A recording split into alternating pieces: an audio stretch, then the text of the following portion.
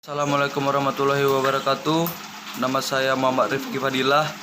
Saya akan menjelaskan tentang hambatan-hambatan dalam komunikasi massa. 1. Hambatan psikologis. Alasan mengapa disebut hambatan psikologis karena hambatan tersebut merupakan unsur-unsur dari kegiatan psikis manusia.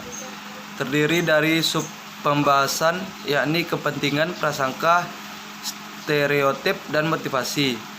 Pemaparan dari kepentingan adalah bahwa manusia hanya akan memperhatikan stimulus yang ada hubungan dengan kepentingannya.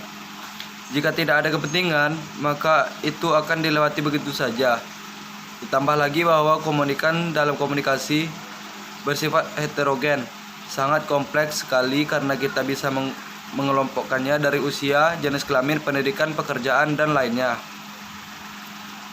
Tentu saja perbedaan itu berpengaruh terhadap kepentingan mereka saat berkomunikasi massa.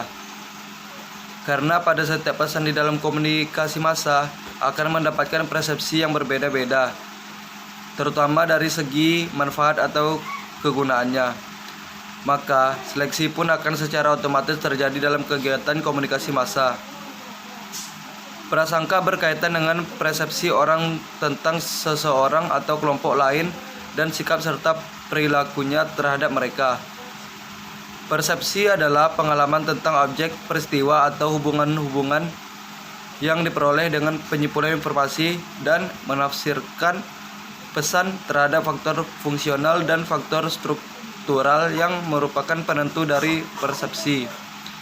Pada umumnya, prasangka dilakukan oleh suatu kelompok masyarakat tertentu terhadap kelompok masyarakat lainnya karena perbedaan suku, ras, agama. Prasangka merupakan salah satu rintangan atau hambatan bagi tercapainya suatu tujuan dalam komunikasi.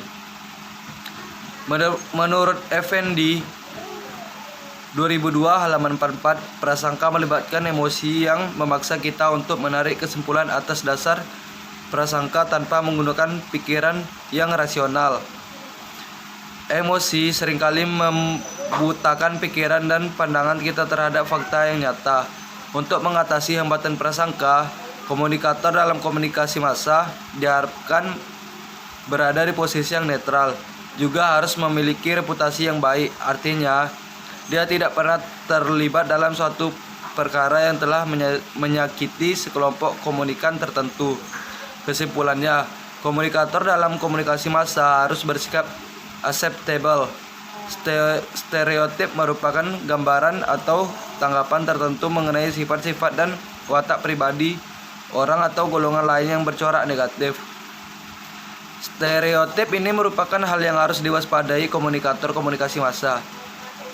Mengingat apabila dalam proses komunikasi massa ada komunikan yang memiliki stereotip tertentu pada komunikasinya, maka dapat dipastikan pesan apapun tidak akan bisa diterima oleh komunikan. Motivasi komunikan juga berpengaruh kepada efektivitas komunikasi massa. Saking berpengaruhnya, motivasi lebih dianggap sebagai penghambat dalam proses komunikasi massa.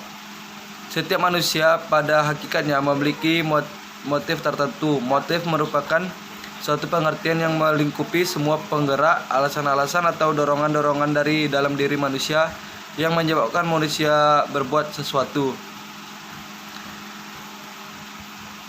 Kita mengetahui bahwa heterogenitas manusia membentuk motivasi yang beraneka ragam dalam kegiatan komunikasi massa.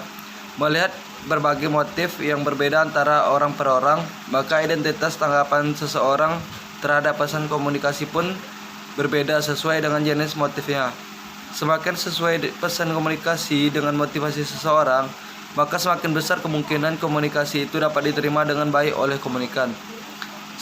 Sebaliknya, komunikan akan mengabaikan suatu pesan dalam komunikasi massa yang tidak sesuai dengan motivasinya. Ardianto 2014 halaman 94. 2. Hambatan sosiokultural.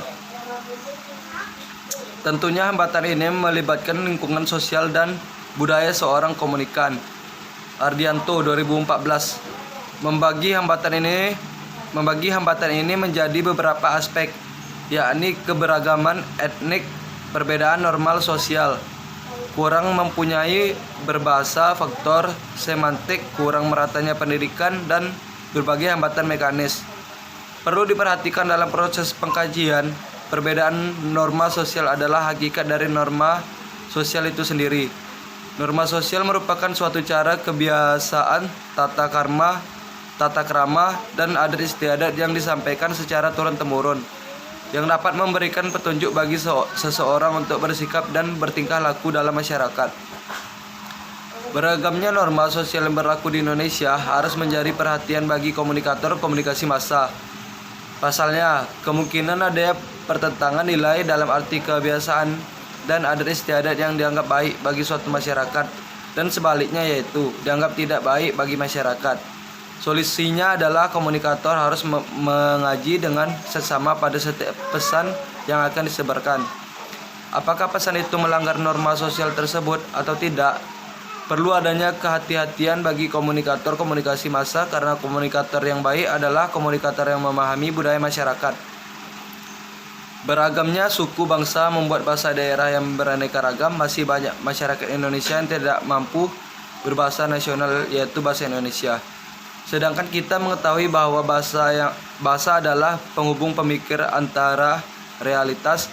Semantik merupakan pengetahuan tentang pengertian atau makna kata yang sebenarnya. Jadi, alasan mengapa semantik dianggap sebagai hambatan dalam proses komunikasi massa terletak pada bahasa yang digunakan oleh komunikan.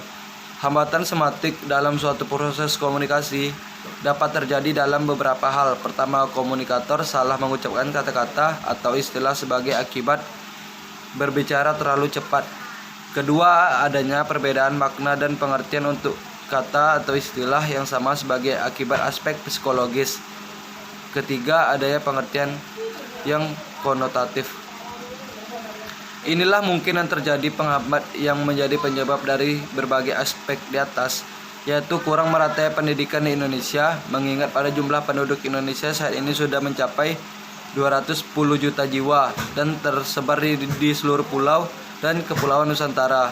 Ditinjau dari sudut pendidikan, maka tingkat pendidikan di Indonesia belum merata. Adanya kesenjangan pendidikan antara pendudukan perkotaan dan pedesaan misalnya telah menjadikan penghambat dalam proses komunikasi massa. Heterogenitas komunikan, terutama dalam tingkat pendidikan, akan menyulitkan komunikator dalam penyusun dan penyampaian pesan. Masalah akan timbul manakala komunikan yang berpendidikan rendah tidak dapat menerima pesan secara benar karena keterbatasan daya nalar atau daya tangkapnya.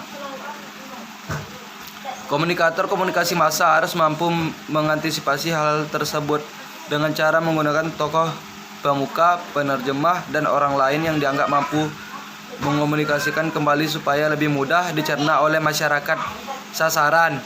Hambatan komunikasi lainnya adalah hambatan mekanis. Hambatan mekanis adalah hambatan teknis sebagai konsekuensi penggunaan media massa. Yang ketiga, hambatan interaksi verbal.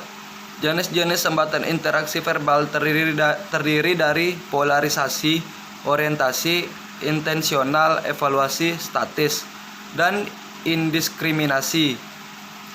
Polarisasi merupakan kecenderungan untuk melihat dunia dalam bentuk lawan kata dan menguraikannya dalam bentuk ekstrem, seperti baik atau buruk, positif atau negatif, sehat atau sakit, pandai atau bodoh, dan lain-lain. Kita mempunyai kecenderungan kuat untuk melihat titik-titik ekstrem dan mengelompokkan manusia, objek, dan kejadian dalam bentuk lawan kata yang ekstrem.